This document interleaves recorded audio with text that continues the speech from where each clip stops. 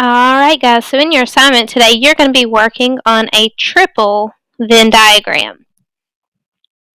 So you're going to be comparing three different things, which makes this a triple Venn diagram. Usually you're used to seeing the two circles where you're comparing two things.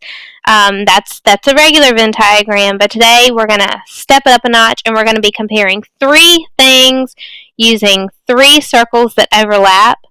So, on your assignment that's in Echo, you are going to have a document that looks like this, and you're going to double tap to begin typing in each of the correct areas.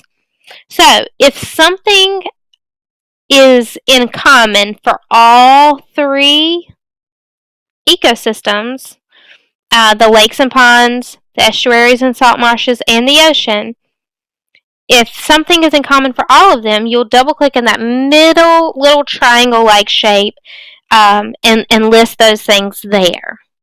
However, if there's something that's only in common for the oceans and lakes, they have something in common, you'll double click and you'll tap there. Something that the oceans and the estuaries have in common, you'll double tap and you'll begin to type there. And then the same down here for the bottom for the lakes and ponds and estuaries and salt marshes, you'll double tap there where it's orange and you'll type what they have in common. So maybe some of the wildlife is similar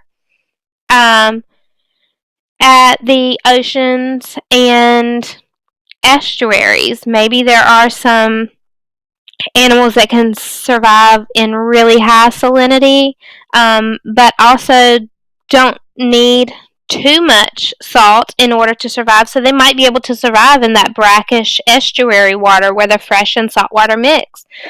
So you might want to list those organisms there.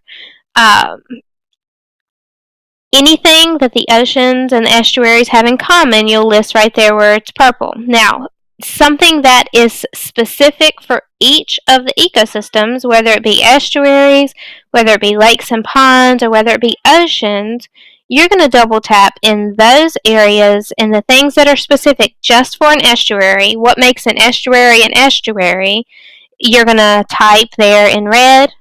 Something that is specific for the oceans, you'll double tap under oceans and type that specifically for oceans. And then last but not least, something that is specific for lakes and ponds that makes a lake and a pond different from all the rest. You're going to double tap there and you're going to type in any characteristics or any organisms that might live there, or any abiotic or biotic features of that ecosystem. So it could be living or non-living. Those are the types of things that you're going to list in each of these areas. Really analyze them and decide which parts belong best. And remember, from our lesson earlier, these are the types of things that we can find in our saltwater ecosystems, our salt and freshwater ecosystems, estuaries, and in the freshwater ecosystems such as lakes and ponds. If you want to go ahead and take a screenshot of this screen now, you can.